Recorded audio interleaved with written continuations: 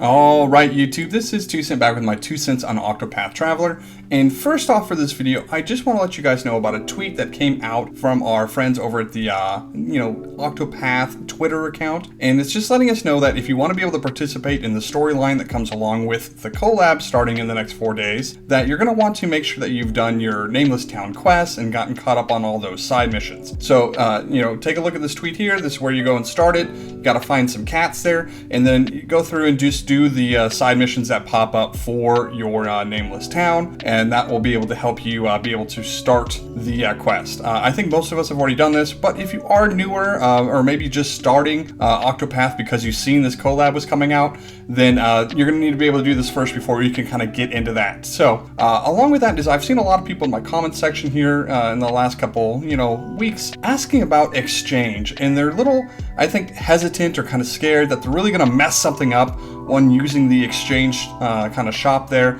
And so today we're just going to kind of break it down each little kind of section by section and just kind of give you my information about what I think might be good and what it might not be a good idea to kind of do at the moment. So definitely as additions or versions are added to the game, it's going to kind of adjust that shop. So if you're watching in the future, some of the information may not stay quite as relevant, but it should serve as a nice kind of general guide to how to use the exchange shop. Let's get into it. Now, all right, this is our exchange page here. And speaking about the Nameless Town that we need to get going for our collab here, let's just go ahead and start at the bottom at Other.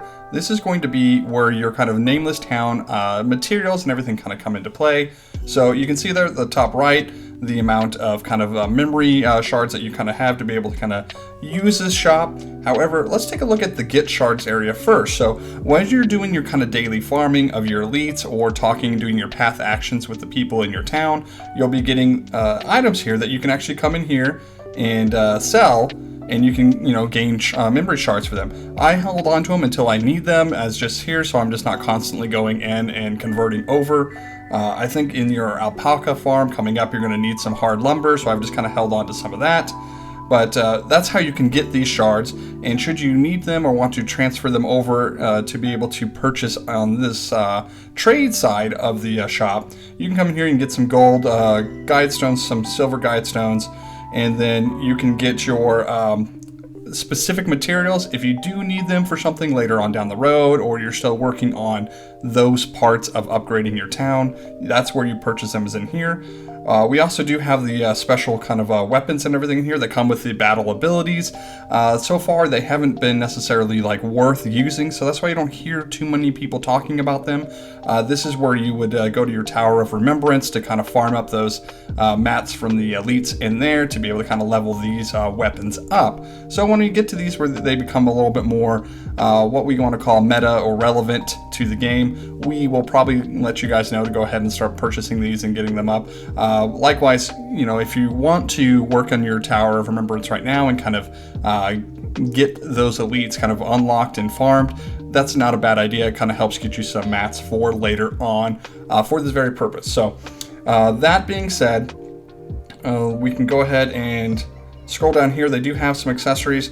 Nothing that I would say hey, you really want to do this, but if you are looking to raise some lightning damage dealt or something like that, and you just want you're at 25% and you need an extra 5, you could use this, but you're probably going to use a different accessory. So that's just an option in here. So this is where you get your nut garden manuals and your fertile soil, your sheep blueprints, stuff like that. Basically, just anything Nameless Town related is in this part of the exchange shop.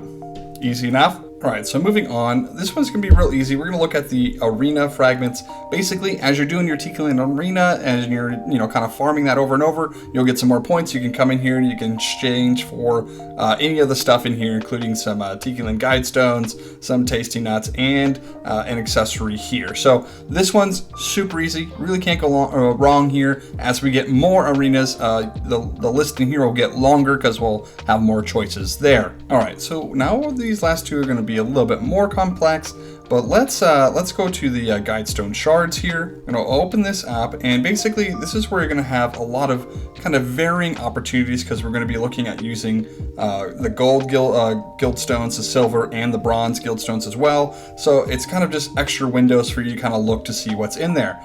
Now, as far as getting shards, you're just looking at being able to exchange a lot of this copper that you have, the bronze guild stones, or any of the actual individual units, guild stones that you have, you can convert over into what you would use in the bronze shop. Same thing with the silver ones over here. So when you're looking at maybe getting a unit from like a 4.5 star to a 5 star, you can look in these trade shops here and you see they have the sacred seals, but they're for 30k, which obviously is a lot.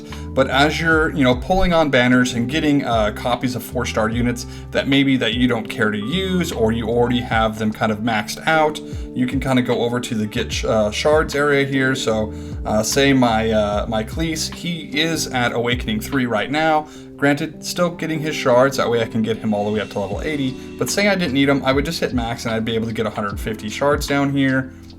And you could just keep doing this with more and more of them to kind of get up your shards, so then you could trade those in, come over here, and to purchase the sacred seals.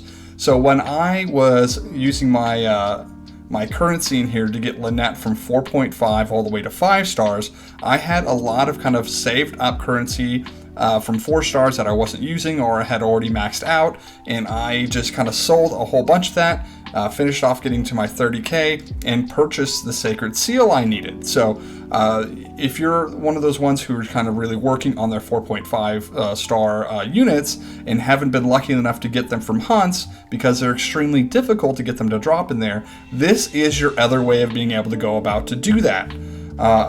Also, if you're working on just leveling or advancing, awakening your units, you can come in here to the bronze shop, and this is for the daily exchange that they say for you to do for a daily quest. This is what I typically do. I come in here and I just exchange for one of these silver guide stones just to work on my 4-star units, because I had majority of 4-star units on my team, and so I would just go ahead and come here and do that. But it doesn't have to be a silver, it could be a gold or anything like that, depending on what you're kind of working on.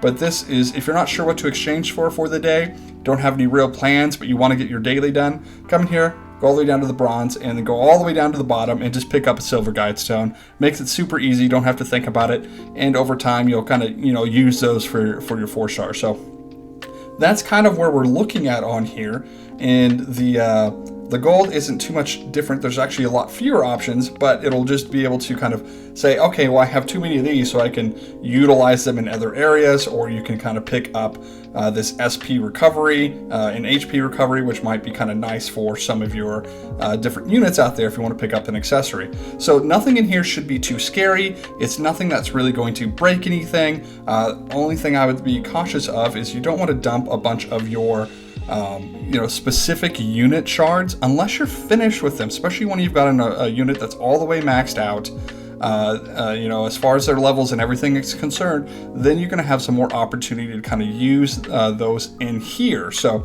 just keep that in mind. This is super easy. There's just a lot of different options. Hopefully I kind of gave you guys kind of a rundown of how I kind of use this shop and how I've taken advantage of it.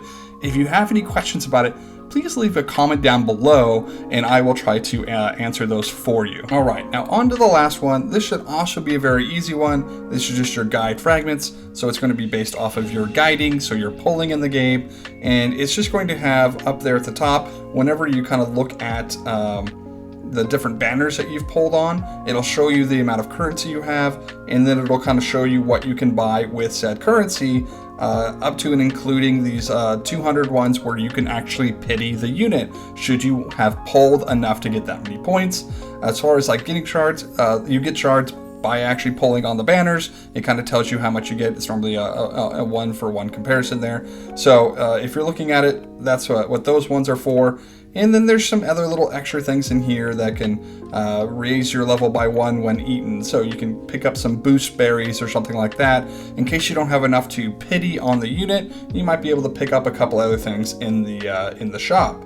So pretty easy going. really hard to mess this up as well, unless you don't. You see there's days remaining. If you have points in here, you don't want to miss out on those points, so do use them if you have them before the banner goes away, or the banner shop goes away, because they do extend for quite a while. So like our Steed and Loomis ones here is good for the next 33 days, so you do have quite a long time to use these up. So anyway, I really hope this helps people understand the shop and not be so scared of it. Use those exchanges to kind of help further your account, and that's been my 2 cents.